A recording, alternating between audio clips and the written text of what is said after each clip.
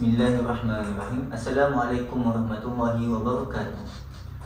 Kami kumpulan 7 dan saya Azhar bin Roslan selaku moderator forum kita pada hari ini. Forum kita pada hari ini akan membincangkan tajuk berkaitan rukun dalam sembahyang, iaitu rukun, salam, duduk akhir dan tertib. Dan seterusnya akan diteruskan dengan perbincangan hukum bagi orang yang meninggalkan rukun dalam sembahyang. Tapi sebelum kita pergi dengan lebih mendalam, mari kita perkenalkan barisan panel kita pada hari ini. Yang pertama sekali, panel kita yang di sebelah saya. Saudara Akil, sila perkenalkan diri. Okey, Saudara Azhar. Saya Muhammad Akil bin Muhammad Sukri, nombor metrik 080525. Terima kasih Saudara Akil. Seterusnya, panel kita yang kedua. Dipersilakan Saudara Abu. Assalamualaikum. Nama diberi Abu Bakar bin Zulkifli dan nombor matriks adalah 079935. Terima kasih Saudara Abu. Okey, seterusnya dan yang akhir sekali, panel kita yang ketiga. Jemput Saudara Fatul untuk memperkenalkan diri beliau. Nama saya Muhammad Fatullah Mashkur bin Madar Salam, nombor metrik 080298. Terima kasih. Terima kasih juga kepada seluruh barisan panel kerana sudi hadir pada forum kita pada hari ini. Okay, tanpa membuang masa, mari kita masuk ke dalam topik perbincangan kita pada hari ini. Okay. Pertama sekali, saya ingin menunjukkan pertanyaan saya kepada Saudara Akil. Okay, Saudara Akil, boleh huraikan sedikit tak apa itu rukun dalam sembahyang, iaitu salam dan duduk akhir tersebut? Semestinya boleh Saudara Azhar. Jadi pertama sekali, saya akan berikan sebuah hadis daripada Nabi SAW yang diriwayatkan oleh Abu Daud dan Tirmizi. Kunci solat ialah wuduk, yang mengharamkannya ialah takbir, dan yang menghalalkannya ialah salam. Maksud hadis ini ialah apabila seseorang itu bertakbiratul ihram, dia mengangkat takbir, maka dia telah masuk ke dalam solat dan perkara luar solat itu menjadi haram bagi dia.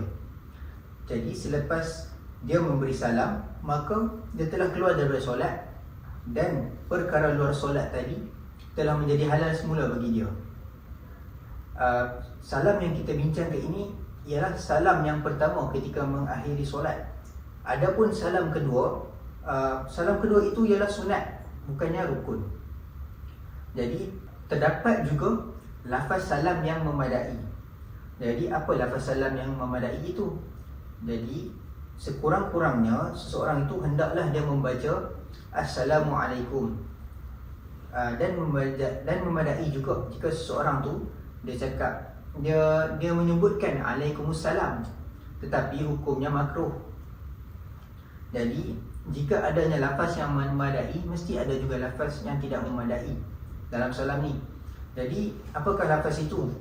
Lafaz itu ialah apabila tidak sah salam tu jika seseorang tu menyebut salam alaikum, kemudian assalamu alaika, kemudian assalamu alaikuma, dan akhir sekali salaman alaikum. Kenapa tidak memadai bila seseorang tu menyebut lafaz-lafaz tersebut? Kerana lafaz-lafaz tu tidak datang dalam bentuk yang ditetapkan bagi dalam solat. Jadi bentuk apa yang ditetapkan bagi dalam solat? Jadi syarat sahnya salam tu ialah salam tu mestilah mengandungi kaf khitab, iaitu huruf kaf pada alaikum.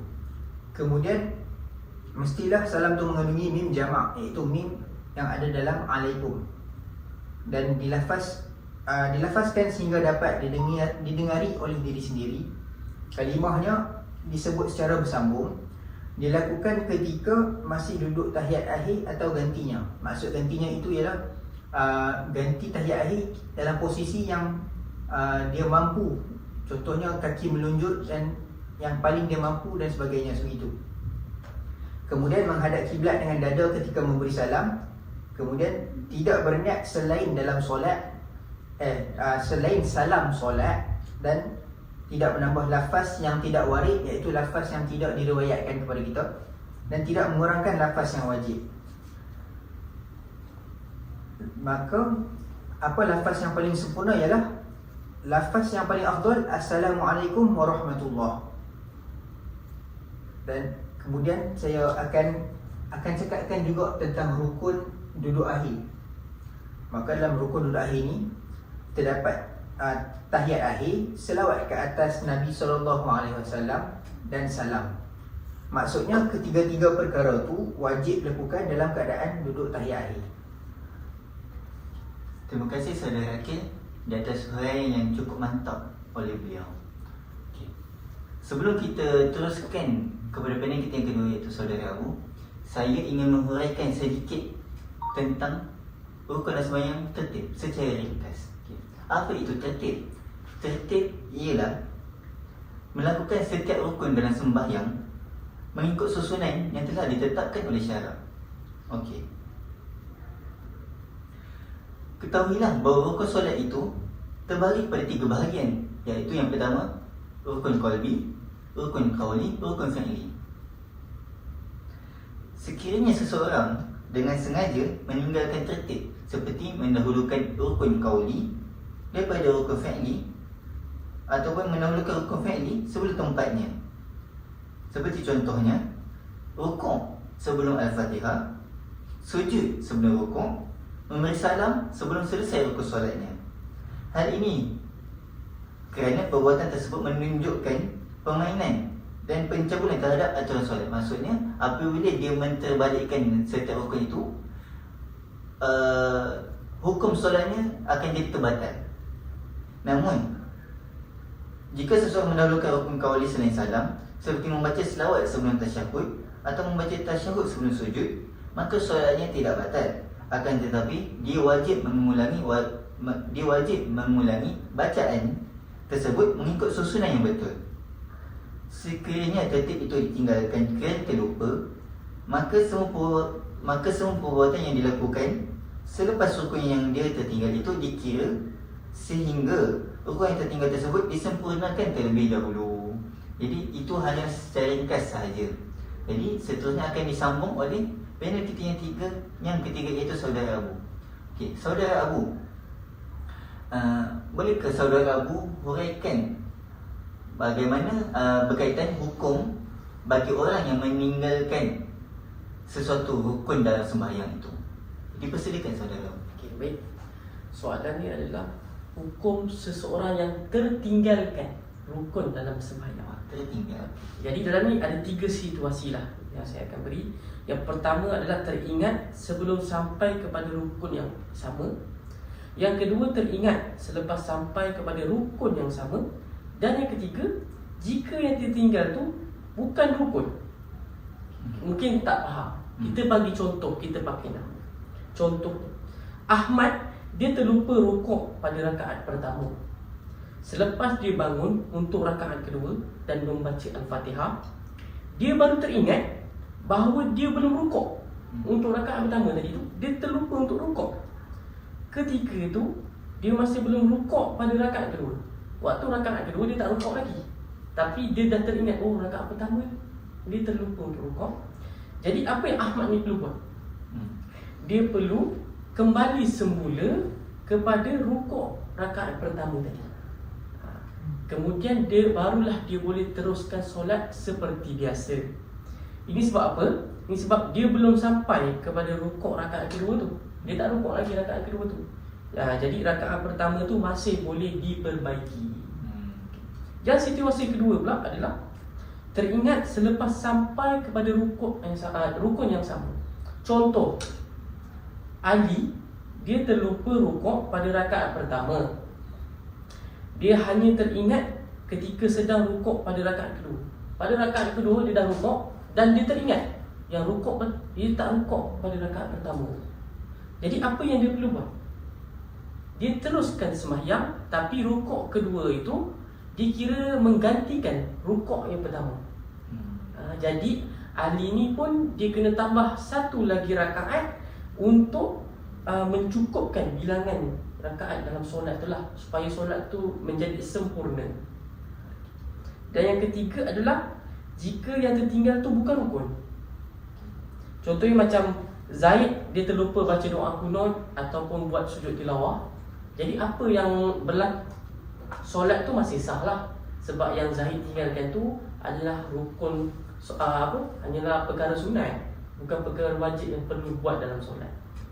Jadi saya jawab sampai di situ saja, saudara Azhar. Okey, terima kasih kepada saudara Abu. Huraiannya begitu jelas dan menusuk kepada fikiran kita. Okey. Seterusnya, soalan seterusnya ditujukan kepada saudara Fatul.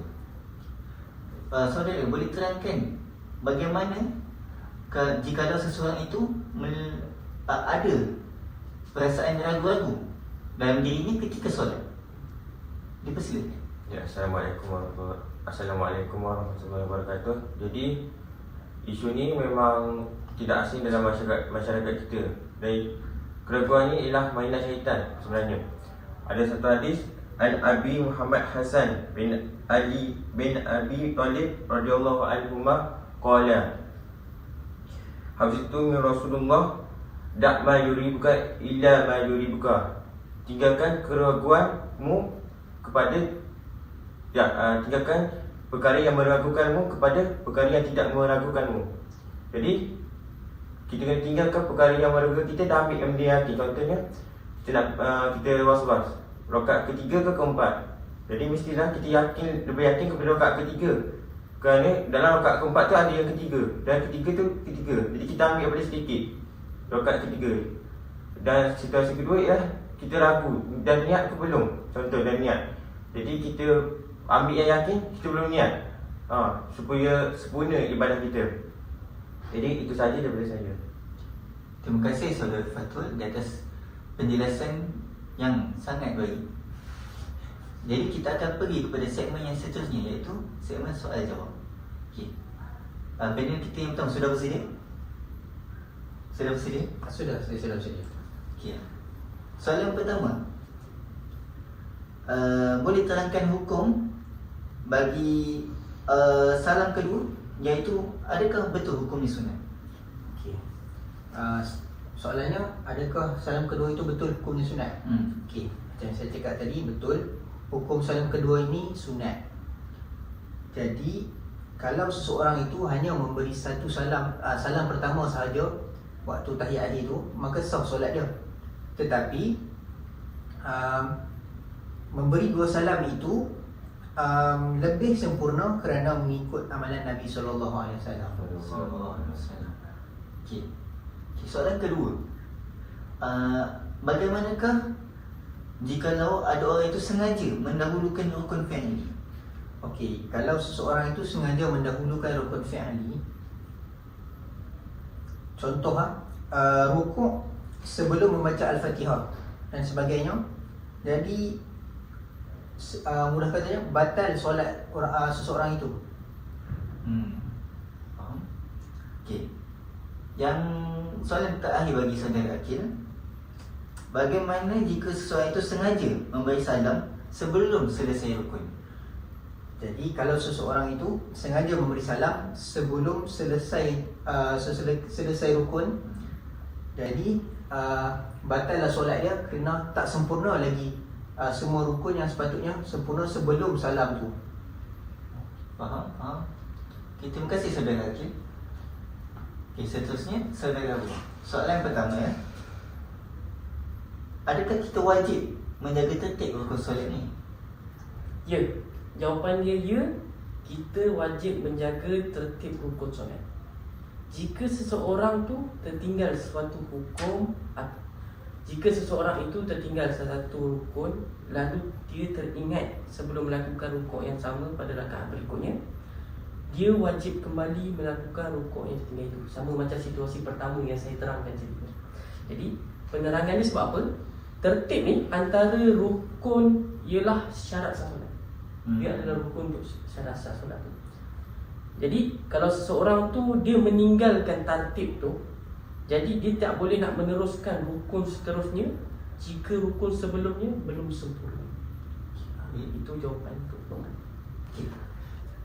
Soalan seterusnya, jika seseorang itu ada perasaan ragu dan dia masih berada pada tempat rukun tersebut, Adakah wajib melakukan rukun itu semula?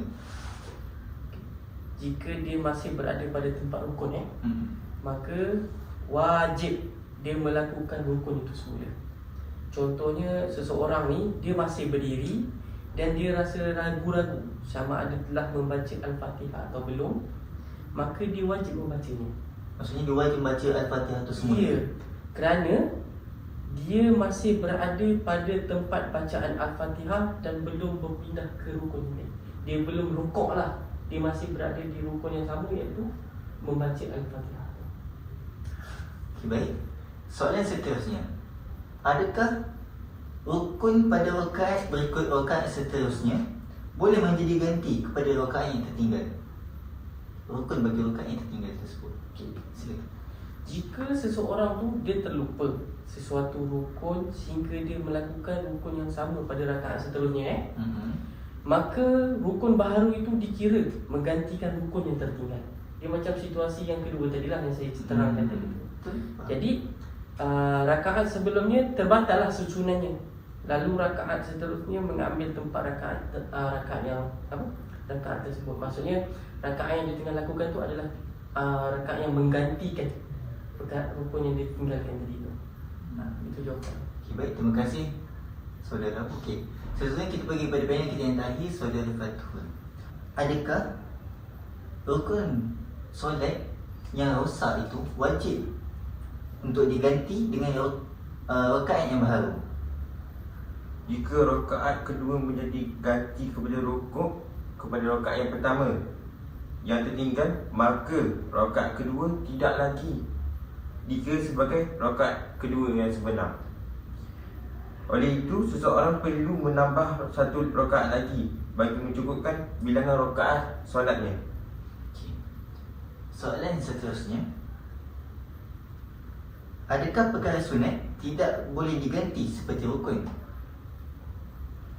Jika yang tertinggal itu bukan rukun solat, seperti sujud tilawah, maka perbuatan selepasnya tidak boleh menggantikannya. Okay. Dan soalan terakhir.